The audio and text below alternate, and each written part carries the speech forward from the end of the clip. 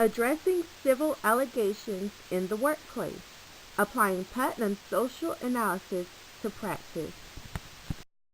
Hello, and welcome to part 2 of Applying Theory to Practice. This week we'll apply Putnam's social analysis theory to an moment that occurred within the City of Durham's Department of Water Management. In part 1, we learned there were allegations of unfair treatment of city employees within the Department of Water Management. These employees in a union organization approached the City Council and the city managers with concerns regarding racial and gender discrimination in promotion, disciplinary action, and hiring processes. These concerns, which were made public, created a crisis for the City of Durham because it tarnished the city's culture, reputation, and image to the public eye. A crisis management committee was developed in which the city's Human Relations Department conducted research to get to the bottom of the allegations. After making recommendations, the HR department made several recommendations, one including department-wide mandatory bias training. In an effort to plan for strategic communication, we will follow the steps in Dr. MacArthur's workbook to apply Putnam's social analysis theory to the City of Durham's crisis issues. On page 57, Dr. MacArthur quotes an internal social analysis based on Putnam's concept of social capital examines the creation of social coherence and its application in a community of members. For scenarios related to internal community building and development of organizational trust and internal reputation, Putnam can provide a window into the community or cultural sentiment of an organization. On page 58, he states that bonding capital are the resources that act as glue that holds social groups together. Bridging capital are the resources that develop relationships between social groups, connecting one group to resources outside of its own circle. Reputation is the overall prestige of the social group, resulting from the application of social capital.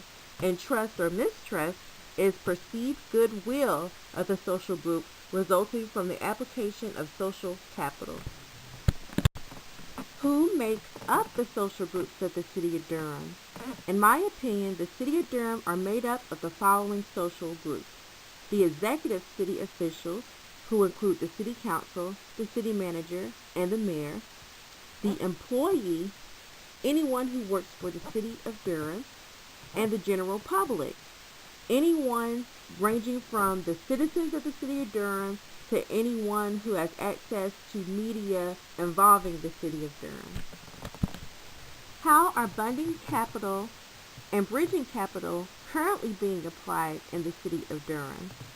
In local government sectors, social capital is a must. The relationship between the local government is with its employees who serve and the citizens that live within the city. Currently, the bonding capital in Durham is the commitment to make the city a better place to work, live, and play. The bridging capital is emphasized in the public display of the city's strategic initiatives to accomplish the above principles. The city uses its website, social media, and the Durham Television Network as some means of communicating with the public and internal employees. Keeping everyone informed builds the relationship between the city, employees, and the general public. Bond building promotes the public's participation in the local government. Because everything internally has potential to become public, allegations of racial and gender discrimination are critical to the city's culture. What is the impact of these applications to social capital on reputation and trust or mistrust, specifically for individuals in the organization and overall? The impact of the applications promote a strong reputation for the City of Durham, and reputation impacts the building blocks of trust within the organization. Some potential impact for employees. The city employee will love their job, and they will commit to serving the City of Durham until retirement. For the city, this means employee retention, and for the citizen, this means improved quality service from experienced employees. People who do not currently work for the City of Durham would want to work for the City of Durham, which means that the city's application pool for jobs will be broader, and they can select more qualified candidates for the city, which impacts the service given to the citizens. Mistrust. Now that there are allegations of racial and gender discrimination, there is a mistrust in the system from the citywide employee base, which could potentially leak to the general public. Even though the allegations start with the Department of Water Management, other departments may decide to jump on the bandwagon. Also, the public is seeing that the city employees are not happy in the workplace and may see the city as a place of prejudice, which can open up the door for other allegations. Strategies in developing, bonding, and bridging capital. As earlier stated, the city has to repair a crisis involving allegations of racial and gender discrimination. They formed a crisis management team who eventually came up with several recommendations to promote the bonding and bridging capital from the inside of the organization first. First, the city's Department of Water Management officials sent employees an email to communicate the allegations and the process taken to resolve.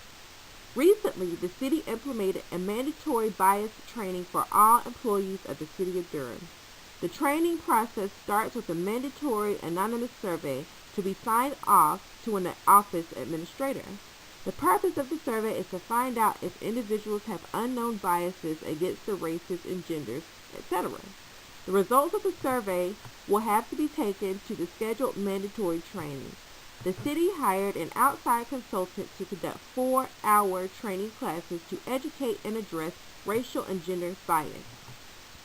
The city wants all employees to be educated on this matter so that everyone is aware of racial and gender bias. They also want to emphasize through the training the city's mission and culture and its expectation for employees regarding the matter. The city also wants to show that they are serious about these allegations, even to the degree that if any employee refuses training, they will be subject to disciplinary write-ups from their immediate supervisor. Strategies to develop reputation and trust through the application of capital. So far, only the internal initiatives have been communicated to the city employee. It is important that the employee base is handled first, so that all employees will know what the city's expectations are. Due to the nature of the city's response, it is obvious that the matter is taken seriously and that employees are aware of what can happen if they participate in unethical behavior, such as discrimination against races or gender. The city employee also has a level of trust in the city. Now they know that if they experience racial or gender discrimination, they can count on the City of Durham to support and protect their civil rights.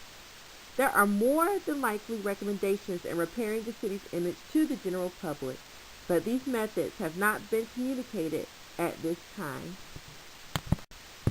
As a final thought, Putnam's social analysis works well with creating a strategic communication plan in a crisis management situation, specifically in the repair of reputation and building trust relationships within a social group. Thank you for listening and have a wonderful day.